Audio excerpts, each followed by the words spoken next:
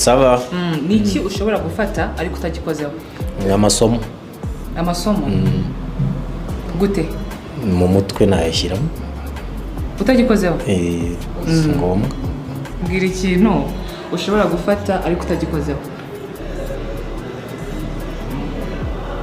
Inyigisho zo mu ishuri canke zo muri kiliziya.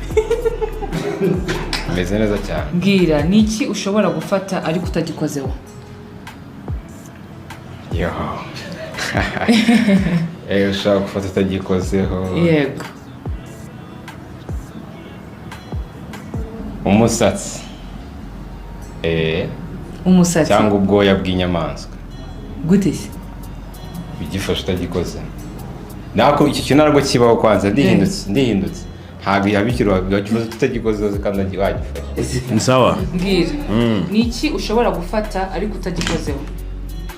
Niki ushobora gufata kandi ntagikozeho? Yego. Niki ushobora gufata kandi ntagikozeho? Icyo kintu ni igiki? Ni nk'amafaranga ari kuri momo. Sawa. Niki ushobora gufata ariko utagikozeho? Ushobora gufata ariko utagikozeho? Ikintu. Tekereza ndakwize uri mu bantu bafite umutwe ukora neza. Umuyaga. Umuyaga? Gute?